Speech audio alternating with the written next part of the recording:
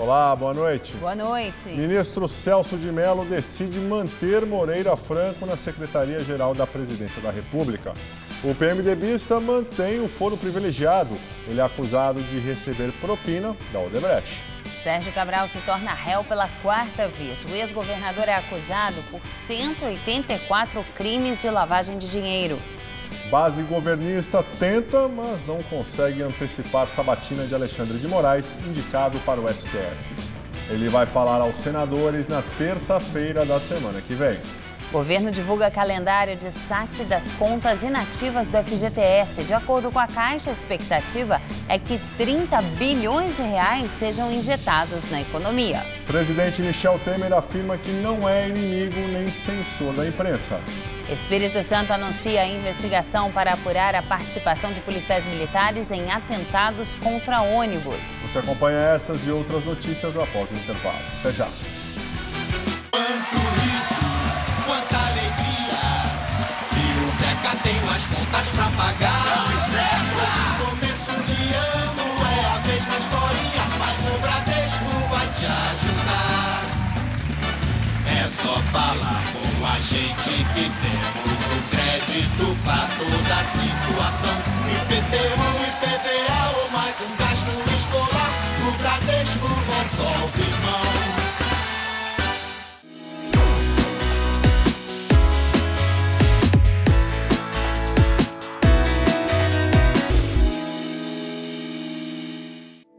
Me formei na pós-graduação da Casper em 2015. Depois de tanto tempo trabalhando como jornalista, senti a necessidade de uma reciclagem, de mergulhar novamente no mundo acadêmico em busca de novos conhecimentos. Eu, sinceramente, acho um privilégio, porque veja só, no mesmo espaço eu posso executar a minha função de jornalista, apresentando, escrevendo para o site, escrevendo para a televisão. Tenho a oportunidade de aprender, como tive na pós-graduação, futuramente no mestrado, e também posso, ao mesmo tempo, ensinar, passando a minha experiência num curso extracurricular. Poucas as pessoas têm essa oportunidade e eu, felizmente, tenho. Por isso, eu sou Casper. Somos todos Casper. Você sabe como funciona o marca-passo cerebral? No Todo Seu de hoje, nós vamos descobrir detalhes desse dispositivo que pode até ser usado em caso de perda de memória. No jantar, tem um cardápio de peso. Cardápio de peso? Não. Convidado de peso. Quem cozinha pra gente é João Gordo, com suas delícias vegetarianas. E no nosso musical tem o coral da USP, coisa mais linda, que completa 50 anos de uma talentosa história. Fica comigo que o programa está impecável. Estou te esperando. Tudo Seu, hoje, 10h30 da noite.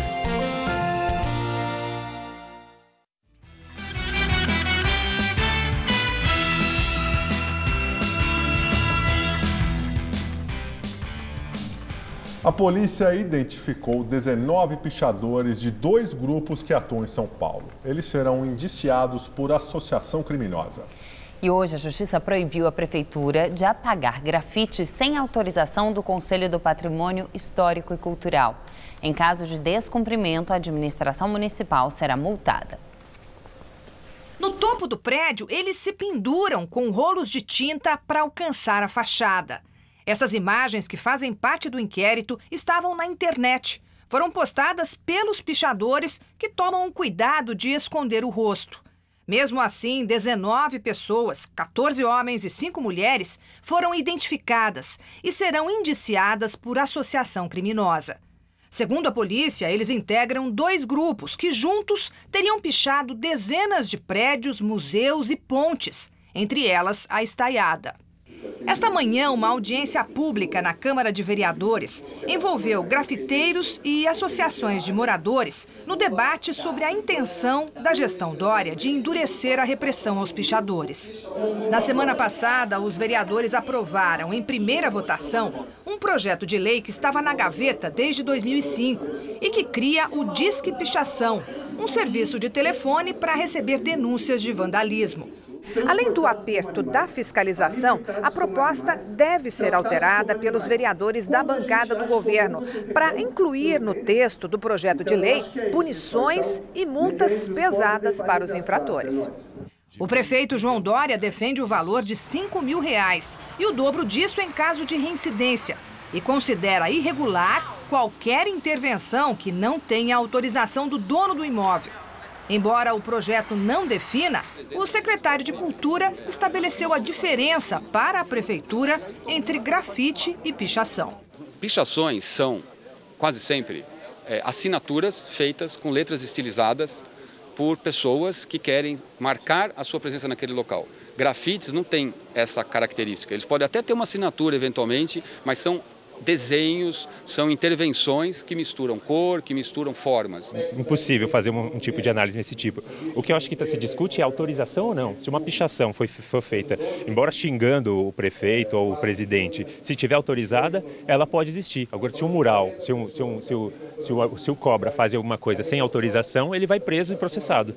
E hoje, a Justiça proibiu a Prefeitura de apagar grafites de forma aleatória. Pela decisão, a pintura só pode ser removida com o aval do Conselho do Patrimônio Histórico e Cultural, sob pena de multa de R$ 500 mil por dia. A Prefeitura diz que o assunto é de competência da zeladoria do município e avisou que vai recorrer da decisão sobre os grafites. E agora à noite, a Câmara de São Paulo aprovou em segunda votação o projeto de lei contra a pichação. O texto segue para a sanção do prefeito João Dória. A nova lei, que só pode entrar em vigor depois da sanção do prefeito, foi aprovada por 51 votos a favor e 2 contra. No texto ficou instituído que o pichador pegou em flagrante, pichando um muro ou uma casa particular ou pública, vai pagar uma multa de R$ 5.000. E se for um bem tombado, aí a multa vai para R$ 10.000. E se for reincidente, a multa dobra. A oposição conseguiu negociar com a bancada do governo penas alternativas aos pichadores, como a reparação do muro pichado, por exemplo. Essa foi a primeira vitória do prefeito João Dória, do PSDB, em 15 dias de trabalhos aqui do Legislativo. E o prefeito João Dória, do PSDB, participa do primeiro evento internacional da gestão em Dubai, nos Emirados Árabes. O objetivo é divulgar o programa de privatizações que ele pretende implantar em São Paulo. João Dória se reuniu com prefeitos de diversas cidades do mundo e investidores. Ele apresentou um vídeo sobre a cidade. São Paulo, City of the World. Com pouco mais de 4 minutos, a apresentação mostra São Paulo como uma das maiores cidades do mundo em número de habitantes. Destaca a pluralidade de imigrantes e o protagonismo econômico de São Paulo na América Latina e em mercados emergentes. O objetivo do vídeo é promover os 55 lotes de privatização, concessão e PPPs definidos pela Secretaria de Desestatização e Parcerias, criada na atual gestão. Em um dos trechos da apresentação, a Prefeitura afirma que a cidade passa pelo maior programa de privatização da sua história. A apresentação cita vantagens de negócios em diversos equipamentos públicos, como o Parque Ibirapuera e o Mercado Municipal, o Autódromo de Interlagos, o Estádio do Pacaembu, o Complexo do AMB, que inclui o Sambódromo, o Centro de Exposição e a parte onde são realizadas as feiras. O vídeo ainda diz que o objetivo também é conceder à iniciativa privada os 29 terminais de ônibus, o bilhete único, a iluminação pública e até o serviço funerário. Dória está divulgando os compromissos da viagem nas redes sociais. Em uma das publicações, ele afirma que há grande aceitação das propostas de desestatização. O prefeito segue para Doha, no Catar, e volta a São Paulo no domingo. Em palestra para funcionários da Caixa Econômica Federal, na semana passada, o ministro-chefe da Casa Civil, Eliseu Padilha, falou sobre os bastidores da escolha do ministro da Saúde, Ricardo Barros.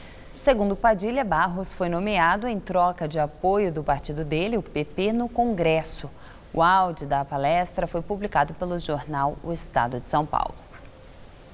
Lembram que quando começou a montagem do governo, dizia, não, mas nós queremos nomear só ministro que seja aqueles que são distinguidos na sua profissão em todo o Brasil, reconhecido, os chamados notáveis. Aí nós ensaiamos uma conversa de convidar um médico, famoso de São Paulo, até se propagou, ele ia ser o ministro da Saúde.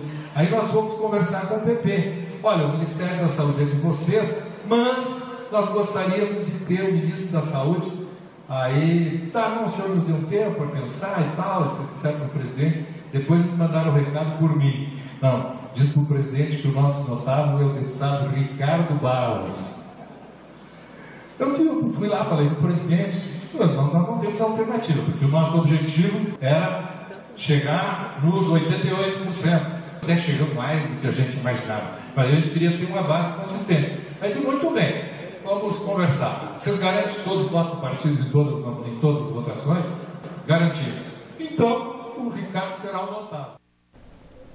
Em nota, Eliseu Padilha afirmou que em todas as democracias do mundo é normal a constituição da base de sustentação pluripartidária com a participação dos partidos membros nos cargos de governo. Segundo ele, esse é o caso. O PP é um dos partidos da base de sustentação do governo. Supremo Tribunal Federal mantém Moreira Franco no ministério e com foro privilegiado. A decisão foi do ministro Celso de Mello. O decano da corte entendeu que a nomeação não teve desvio de finalidade. Rede e PSOL questionavam que a ida dele para a Secretaria-Geral da Presidência era para proteger o ministro e citaram a nomeação de Lula para a Casa Civil de Dilma. Moreira Franco tomou posse no dia 3. Ele foi citado na delação premiada de Cláudio Melo Filho, ex-diretor da Odebrecht, acusado de receber 3 milhões de reais de propina, o que ele nega. A nomeação de Moreira Franco teve uma guerra de liminares. 3 juízes chegaram a suspender a posse, mas as decisões foram derrubadas depois. A última tinha mantido o PMDBista no cargo, mas sem o foro privilegiado. No entanto, agora, com a decisão de Celso de Mello, Moreira Franco só pode responder eventuais investigações no Supremo Tribunal Federal. Base do governo não consegue antecipar sabatina de Alexandre de Moraes, indicado para a vaga no STF. Ele será ouvido pelos senadores na Comissão de Constituição e Justiça na próxima terça-feira, dia 21. Por gentileza. A base governista queria antecipar a sabatina para amanhã, mas a oposição protestou e o vice-presidente da CCJ, senador Antônio Anastasia, do PSDB, que também faz parte da base de Temer, marcou para o dia 21. A antecipação tinha sido pedida pelos senadores Romero Jucá e Renan Calheiros, do PMDB. Os dois são investigados na Lava Jato. Então nós queremos rapidez na Lava Jato, nós queremos rápida investigação e, portanto, queremos o pleno do Supremo completo. O também alvo de inquérito no esquema de corrupção da Petrobras, senador Lindbergh Farias, do PT, reclamou. Vossa Excelência, o PMDB propôs isso aqui, é gravíssimo. É um escândalo. Hoje, o relator do caso na CCJ, o PMDBista Eduardo Braga, leu o parecer sobre a indicação de Alexandre de Moraes. De acordo com o senador, o indicado mostra ter experiência profissional, formação e afinidade intelectual e moral. É relevante mencionar que diversas entidades da sociedade civil divulgaram notas públicas em que demonstram seu apoio ao indicado para o cargo de ministro do Supremo Tribunal Federal. Anastasia disse que a realização da sabatina na próxima semana vai dar aos senadores condição de analisar as informações contidas no relatório de Eduardo Braga e permitir a participação dos cidadãos. O Senado abriu um canal em seu site para receber as perguntas dos internautas. Alexandre de Moraes foi indicado pelo presidente Michel Temer para a vaga de Teori Zavascki, que morreu no dia 19 de janeiro num acidente aéreo em Paraty, litoral do Rio. O nome de Moraes ainda precisa passar por votação da CCJ e no plenário do Senado, o que também deve ocorrer na próxima semana. Ele precisa ser apoiado por, no mínimo, 41 senadores. E se for para o STF, Alexandre de Moraes será o revisor dos processos da Lava Jato. E agora o comentário de Josias de Souza, direto de Brasília. Ele fala sobre o processo de escolha do novo ministro da Justiça. O nome do deputado Rodrigo Pacheco, indicado pela bancada do PMDB na Câmara para ser o novo ministro da Justiça, subiu no telhado. Acossado por uma crise no setor de segurança, as voltas com sinais de descontentamento na Polícia Federal e crivado de críticas por passar a impressão de que gostaria de embaraçar a Lava Jato, Michel Temer passou a considerar, veja você, a hipótese de acomodar na pasta da Justiça uma pessoa capaz de inspirar mais credibilidade do que desconfiança.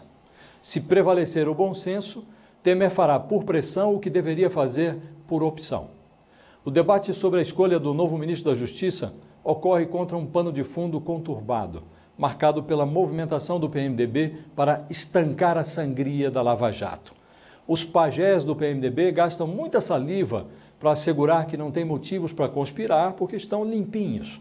Não tem nada a ver com os arrombamentos na Petrobras, não se apropriaram de verbas alheias, não praticaram corrupção, dizem eles. Então tá, não seremos nós que vamos discutir com especialistas. Mas é bom que Michel Temer nomeie para a Justiça um especialista. Boa noite. O governo divulga calendário de saque das contas inativas do FGTS. De acordo com a Caixa, a expectativa é que 30 bilhões de reais sejam injetados na economia. Pessoas que fazem aniversário em janeiro e fevereiro vão poder fazer o saque a partir do dia 10 de março. Para os aniversariantes de março, abril e maio, a retirada do dinheiro será liberada a partir de 10 de abril. Quem nasceu em junho, julho e agosto, a partir de 12 de maio. Em setembro, outubro e novembro, ficará para 16 de junho. E pessoas que nasceram em dezembro terão o saque liberado em 14 de julho. A data limite para as retiradas é 31 de julho. Tem direito ao pagamento de conta inativa o trabalhador que pediu demissão ou foi demitido por justa causa até 31 de dezembro de 2015. As 1.891 agências da Caixa vão abrir mais cedo, de 15 a 17 de fevereiro, e também aos sábados próximos às datas de saque. No evento da divulgação do calendário, o presidente Michel Temer aproveitou para defender a reforma trabalhista. Segundo a sua interpretação, a Constituição já traz o enaltecimento das convenções e acordos coletivos. Nós temos um certo desprezo pela Constituição Federal, aliás. Um amigo meu, professor, sempre dizia, olha, quando está na Constituição, as pessoas não prestam muita atenção. Se estiver na lei ordinária, passa-se os olhos. Se estiver em decreto do Executivo, como há sempre a ideia muito forte de centralização, as pessoas prestam muita atenção. Os trabalhadores que tiverem dúvidas de como fazer a retirada do FGTS podem acessar o site da Caixa. Acusado de censura pelos jornais Folha de São Paulo e O Globo por ter pedido na Justiça a proibição de reportagens sobre a clonagem de celular da primeira-dama Marcela, o presidente Michel Temer declarou hoje, por meio de nota, que não é inimigo nem censor da imprensa. Na nota, Temer afirma que o pedido judicial teve a intenção apenas de assegurar o direito constitucional da intimidade, da vida privada e da honra da primeira-dama. O presidente também diz que desde a Constituinte de 1988, que tem a vida pública pautada, abre aspas, pelo compromisso permanente com a defesa e promoção da liberdade de imprensa no país, fecha aspas. O celular de Marcela Temer foi clonado em abril do ano passado por um hacker que foi preso e condenado a quase 6 anos de prisão. O hacker chantageava a primeira-dama e pedia R$300 mil em troca de mensagens que poderiam ser divulgadas para a imprensa e assim, segundo o criminoso, jogar o nome de Michel Temer na lama. O secretário de Segurança Pública do Espírito Santo, André Garcia, anunciou que foi aberta uma investigação para apurar a participação de policiais militares em atentados contra ônibus. A instauração dos primeiros inquéritos e processos administrativos foi publicada hoje no Diário Oficial do Estado. 155 policiais militares envolvidos nos protestos no estado podem ser demitidos. Ao todo, 703 policiais militares são investigados. Eles foram indiciados pelo crime de revolta, que é quando os militares se reúnem armados, ocupando o quartel e agindo contra a ordem recebida de superiores. Caso sejam condenados, os PMs podem pegar de 8 a 20 anos de detenção. Os procedimentos têm prazo inicial de 30 dias para serem concluídos e, no fim, alguns militares podem perder a farda. Os policiais vão ter o ponto cortado desde sábado, dia 4 de fevereiro, quando começaram os protestos de familiares na porta de batalhões. As mulheres de policiais militares do Espírito Santo desistiram de pedir o reajuste inflacionário para a categoria, mas cobram melhores condições de trabalho. O governo não aceitou a proposta porque os pedidos teriam impacto financeiro. Além disso, segundo a Secretaria de Segurança Pública do Espírito Santo, uma força-tarefa vai investigar a participação de PMs em atentados contra ônibus. Para o secretário André Garcia, embora o movimento esteja perdendo força, há um lado que aposta em atentados. No quinto dia de protesto e mobilizações no Rio de Janeiro, parentes e mulheres de policiais militares desocuparam 4 batalhões. O ministro da Defesa, Raul Jungmann, anunciou que 9.000 homens das Forças Armadas vão ajudar no policiamento do Rio.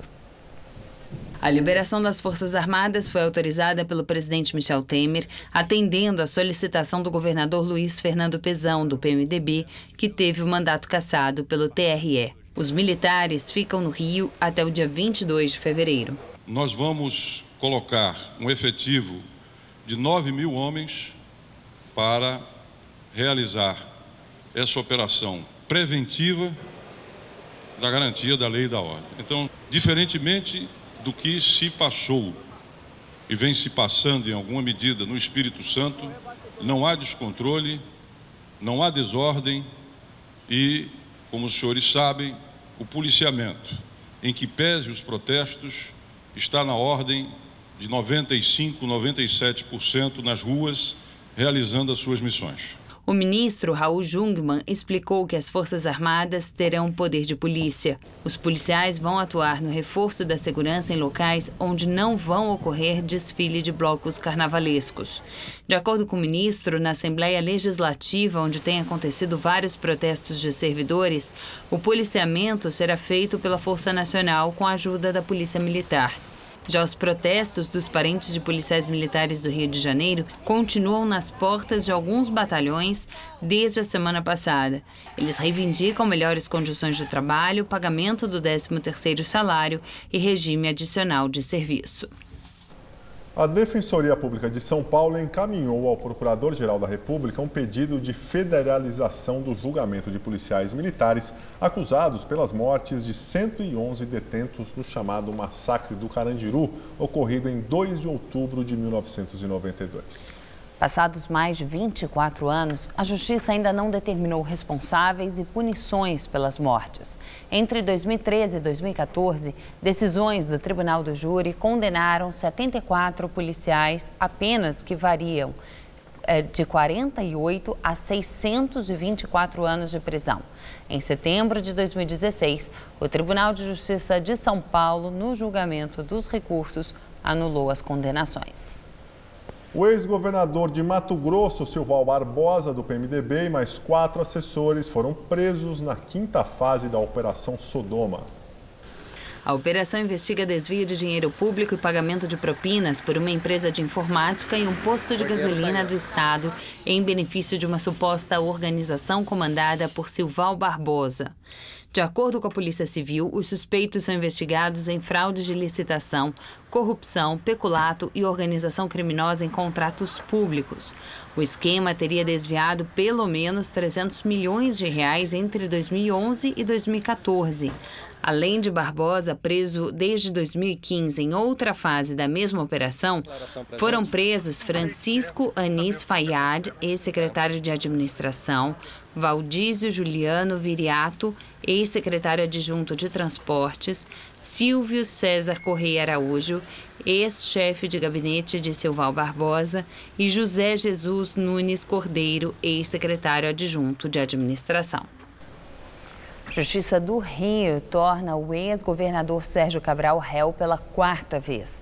Ele é acusado por 184 crimes de lavagem de dinheiro. Cabral e outros 10, que também se tornaram réus, são acusados de lavar mais de 39 milhões de reais por meio de entregas de dinheiro em espécie e até compras de joias e outros artigos de luxo.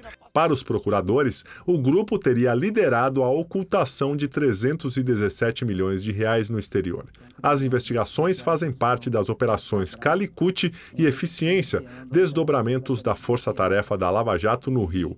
Com esta denúncia aceita, Cabral vira réu pela 4ª vez. Ele está preso em Bangu desde novembro do ano passado. O PMDBista é acusado de cobrar propina de empreiteiras. Ontem ele passou mal na cadeia e precisou ser levado para fazer exames. A Secretaria de Administração Penitenciária do Rio não informou qual foi o problema de saúde de Cabral e quais procedimentos médicos foram realizados. Segundo a Secretaria, o ex-governador já retornou para o presídio e passa bem. E agora vamos ao comentário de política com José Neumann e Pinto. 184 denúncias do Ministério Público contra Sérgio Cabral por crime de lavagem de dinheiro. É pouco ou quer mais? Olha, é registro para o livro de recordes do Guinness. É uma capivara de meter medo e surpreender qualquer um. Eu fiquei surpreendido. Porque o Sérgio Cabral era, vamos dizer, ali no time intermediário, digamos que ali um coronel. O general, então, imagina, né? Pois então, mesmo assim, o governador do Rio, Pezão, disse que nunca desconfiou de nada. O Pezão deve ter uma rinite forte, né? Para não perceber o mau cheiro dessa atividade criminosa do seu chefe, protetor e padrinho, que conseguiu do Temer tropas, 9.000 soldados, para ficar com a polícia ali resguardada. Pois então, a coisa realmente no Rio está brava. Eu estive lá na Olimpíada e vi uma tranquilidade. Depois foi um horror. No Réveillon foi um horror. Agora imagina depois do Carnaval, quando as tropas forem embora. Eu acho que aí vai ser necessária uma intervenção. Será que não? Vamos ver. Pois é, eu volto na quinta-feira, direto ao assunto. Até. A polícia da Malásia abre investigação sobre a morte do irmão do líder da Coreia do Norte, Kim Jong-un. Kim Jong-nam teria morrido envenenado no aeroporto de Kuala Lumpur, na Malásia, enquanto esperava um voo. Apesar da confirmação da identidade pelo governo malaio e por agências de notícias internacionais, a Coreia do Norte não confirmou se o homem morto é mesmo o meio-irmão de Kim Jong-un, atual líder norte-coreano. Kim Jong-nam tinha por volta de 45 anos e vivia fora da Coreia do Norte desde 1995. Ele era conhecido por ser contra o regime norte-coreano e pelas críticas ao meio-irmão. O dólar fechou em queda e atingiu a menor cotação desde julho de 2015. A moeda americana terminou valendo R$ 3,09, recuo de 0,45%. Hoje o dia teve a volta do Banco Central ao mercado de câmbio, em uma operação equivalente à venda futura de dólares. E nós ficamos por aqui. A edição de hoje pode ser vista no site do Jornal da Gazeta. Muito obrigado pela companhia. Até amanhã. Boa noite, Gabriel. Até amanhã. Fique agora com Rony Von no Todo Seu.